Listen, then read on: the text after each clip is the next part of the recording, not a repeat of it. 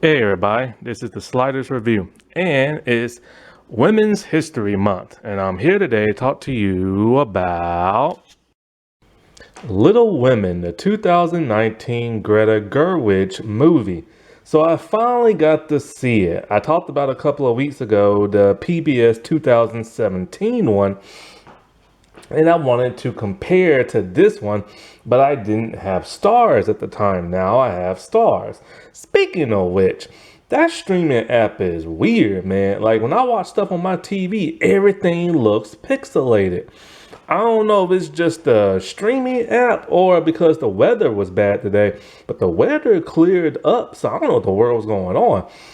I've heard other people complain about stars and everything, so once I'm done watching, the few stuff I wanted to watch, and I'm done with that until the end of the year, whenever the Serpent Queen season 2 comes out. So, anyways, Little Women. So, of course, Louisa May Alcott wrote this basing it off of her life because her family grew up poor and she had a bunch of sisters and her dad was in the Civil War and her mom tried to hold everything together and then her dear sister died and her publisher convinced her to write an all-girl story, something upbeat and stuff like that. you know as good and charming as this movie was, I gotta give it up to the 2017 PBS version. I just like that version a whole lot more. Granted, I saw the PBS one twice, and I've only seen this one once, but everything just felt right in the 2017. Mainly the pacing and how they portrayed the characters and stuff. Because in the 2017, it's in chronological order. However, in the 2019, it's set somewhat in the future when she's about to publish or getting ready to publish her book before Beth died. And they do a bunch of flashbacks and stuff. But it feels choppy and out of place. I get what they was going for. Like it feels kind of like when Nolan does flashbacks and stuff like that.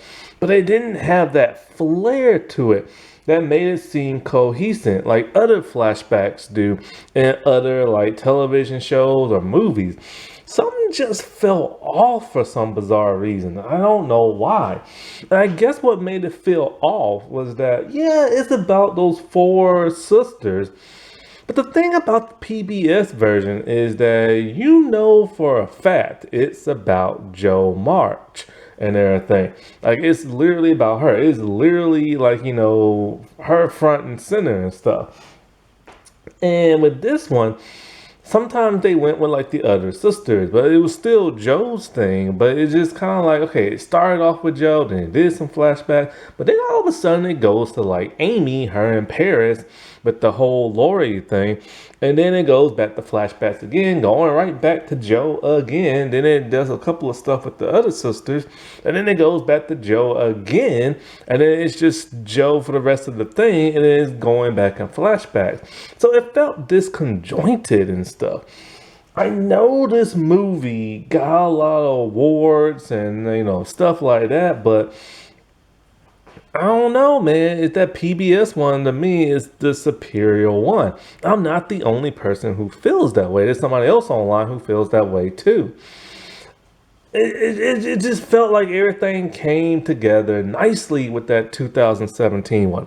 Now, granted, it had an extra hour of runtime, but even so, I felt more with that. Take Lori. I like the 2017 version better. He's more gallant. He's more gentleman-like. Him and Jo have a great friendship, and you really felt it when she broke his heart. Here, this Lori is just like an alcoholic who pisses off all the sisters and everything. And you actually, this time, you see him flirt with other girls. I don't understand why Amy would even like him and stuff. However, I get a bit sense more why Amy likes him because it just came out of place in the 2017 one. But here, she's had a crush on him for like ever and ever. So it made a little bit more sense as opposed to the 2017 one. However, there was just other things. There were some things this one did better, like the whole Beth thing. Like at least they explored her a little bit more and gave her more screen time before she died. Whereas the 2017 one, I didn't know what the heck was going on with Beth with her shyness, but they portrayed her catching the scarlet fever better in the 2017 one, and her going in the house trying to save that family, trying to save that baby, but you don't see here. It's like, I don't get it. Also, when it comes to Joe, you do get a sense that she's more of a tomboy and part of the LGBT club in the movie, as opposed to that of the 2017 one. But in the 2017 one, you feel she's more of a writer and everything, you know, because she's so dramatic when she talks in that, very Shakespearean. And here you just don't feel it. Here she's just like a goofball and everything. And like when it comes to that of Meg, you do get a sense more that she's struggling more to be a mother. Like she just can't handle it in like the 2017 one. But in the 2019, she just buys fabric for like $50. And then she ends up kissing that other man. Like what the and I'm sorry. But who are they trying to fool with Florence Pugh pretending to be a 12 or 13-year-old? I'm sorry, but I don't feel it. She looks like a grown woman in her early mid 20s who's acting like a 5-year-old. Like she literally does the baby talk and stuff like that, and she's talking like she's 5. And when she's in the classroom, I'm sorry, you gotta cast around Florence's age. You can't cast the actual young kids next to a grown woman. It don't work like that. Don't get me wrong. I love myself some Florence Pugh. She's gorgeous. She's talented. But who are they trying to kid? That felt so weird. It felt like Poor Things. It felt like a grown woman with the brain of a child in her. Another thing that was done better was the mom in the 2017 one. The mom is the one who holds down the fort. Here, the mom barely is even in the movie, and the dad's in the movie a whole lot more in 2017. So you get that sense of urgency when he's away at the Civil War and he's sick and you really think he's gonna die. Then he comes home. Here, it's just this dude barely shows up. And there are a couple more other things, but I really don't want to rag on this movie because it's not a terrible movie. It's just some things just weren't done right, you know? Like just the whole flashback stuff just didn't feel flashbacky and everything. I miss the good old days when things used to go in a flashback and it's like that little ripple effect type thing and it fades into like the background. I miss that so much. But there are some things I do like about this movie. I do like how when people write Joe a letter, they have the actual person look in the camera and talk, because it feel like we're Joe and they're talking to us. And like something else I liked. I do like the acting portrayals in here. It's really, really good. I just don't like the way they was written for the most part. And I feel bad because Greta wrote this and stuff. I feel so bad. Also, did you notice that a lot of the men in this version were meaner and stuff? Like Professor Bear. Like, I'm sorry. I would have left his behind too and everything. Like, he was so rude to her. But in the 2017, he's so much more nicer. So when she leaves and never comes back, you feel sorry for the man and everything. And I'm sorry, but Laurie sucked in this version, man. He was just like a terrible person. Like, I don't get it. And it's like, that whole breakup scene, I did not feel that. It felt phoned in, like for real. Like I really felt it. Because the thing is, I don't understand why they was friends with him. If he's such a drunk and a terrible person and a ladies man, why in the world are they friends with him? You really get a sense of why they're friends in like, the 2017 one. The publisher man was rude and everything. I get it. Some men were rude back in those days and they treated women like crap. I get that. But, I am starting to see now a pattern with some of her movies when it comes to men. Like, yeah, I get the whole why the Kens did what they did because they saw men were treated differently in our world. But it's starting to become a recurring like pattern with her, I've noticed. But yeah, it's still a very good movie. Now, when it comes to that of Amy,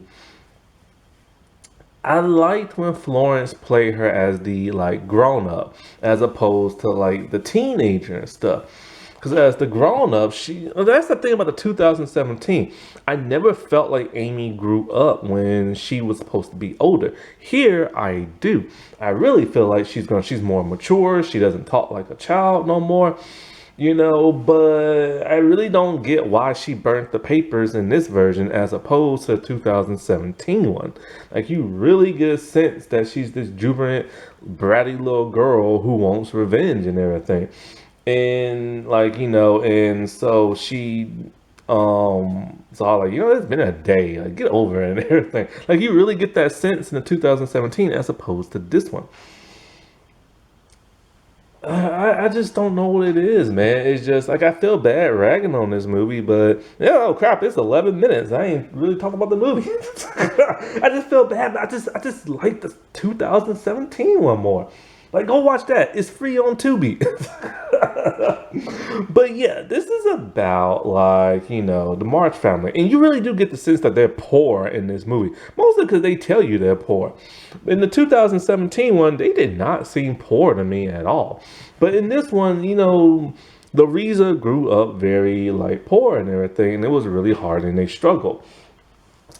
And so, like in this movie, it starts off with her trying to publish something, and the editor, he likes it, but he wants her to change a lot of stuff.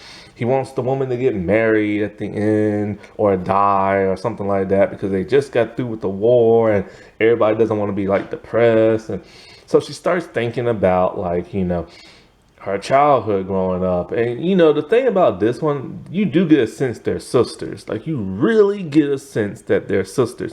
Every time they're like together as a foursome, it's really uplifting and you really feel that. And so basically their dad is away in the Civil War and their mom is holding down the fort with the grandmother and stuff. And we see the girls in the red, playing with the hair and, like, that's the one thing in both versions.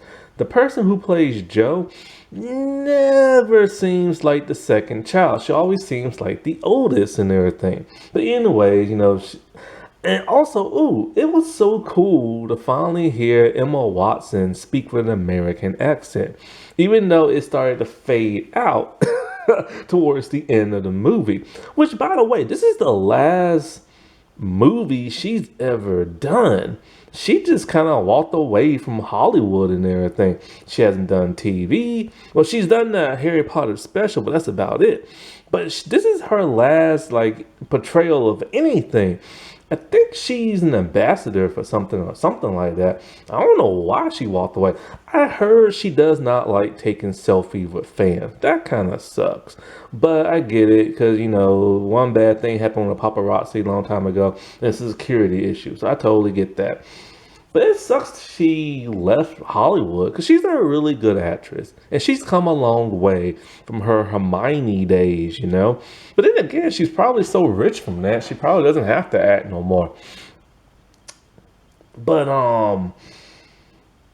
man, it feels like I'm just repeating the same thing I said about the 2017 one. It's weird watching two different versions and literally saying the same thing. But anyways, we get to interact with the Marsh sisters and stuff.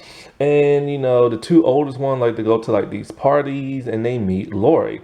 And Lori's supposed to be Joe's best friend, but you really don't get that sense here because you see him interacting with Amy a whole lot more in this movie. If him and Joe are supposed to be best friends, wouldn't it have been more prudence to like show those two together more? But anyways, they're a really kind and sweet family who helps out this one family for Christmas who doesn't have much food, and that's how Beth got scarlet fever.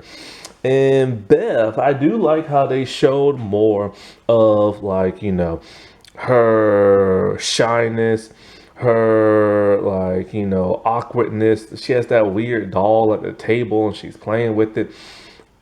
They tried to do that in 2017 when I just was not feeling that. But here they actually give me a reason to feel bad that like Beth died. In the 2017 one, I didn't feel bad at all. I just felt sad that everybody else was sad. Here, okay, I mean I'm ragging on it again. Here you don't really like everybody's sad, but they don't feel sad, you know what I'm saying? They just don't. But each girl has like different dreams. Joe wants to get out and do adventures. She wants to write. Amy wants to like do art. You have Meg, who apparently wants to be an actress, which I did not see that at all in the 2017 one, but she wants to also be the married one, and start like a family. And you have Beth, who just wants to stay home and be quiet and all this other crap. And like, when the dad gets sick and the mom has to go, they need money, so Joe chops her hair off. It's more dramatic in the 2017 one, but like, she chops her hair off. But here, I do like how Joe is a little more upbeat. Like, you do get that sense, like when Lori tried to put his arm around her and she just punched him in like the shoulder and everything. And so it's like, what is it? Okay, so they get the money for the hair and like, basically, like I say, I hate when it bops around because now I'm getting fragmented in the head. And so anyway, Beth dies because she has scarlet fever. I'm getting pissed there. I can't think of what to say.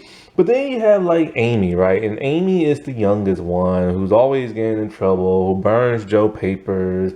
And like she falls in like the water, which is more dramatic than 2017. I'm sorry, it's just a better movie in a way. I'm sorry, it just is. Anyway, go watch that on Tubi. And I will say this: the actress who plays Joe did a better performance, only because Maya Hawke, that was her first acting gig, so in this show. So yeah, but I felt it more in the 2017 one. And so after they save her and everything, like the aunt's talking about she wants to take somebody to Paris. Joe thinks it's gonna be her, but it turns out it's gonna be Amy. I'm not even gonna go into that because I'm just gonna rag on the movie again, talk about how the 2017 one is better. Oh man, but each girl does their own thing individually. Like Joe becomes a governess. Amy goes off to Paris while Beth just stays home, be sick, and later on dies. Whereas Meg, it is getting harder for her to marry life. Her and her husband are not getting along. She doesn't talk about her mom about it. And she ends up kissing another guy who wants her. But she's like, no, I'm married and everything. But I don't know, you didn't really feel that struggle. Because she put herself in that struggle by buying $50 worth of fabric, all because she was trying to impress her friend. And so, like,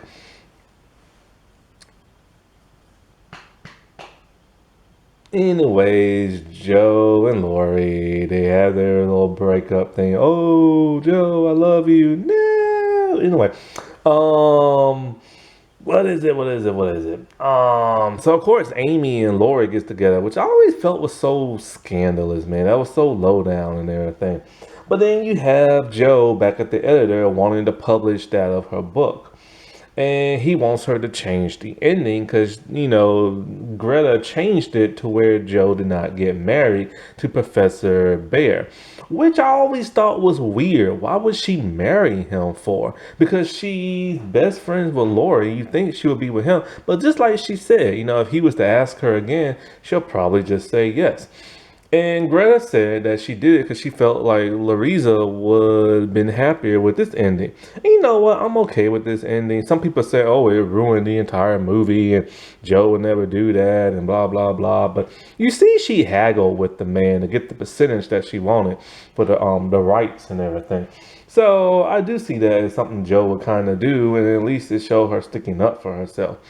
And of course, you know, when the aunt dies, which the aunt was rude in here, but she wasn't as annoying as she was in 2017, which is why Amy does not like her and stuff.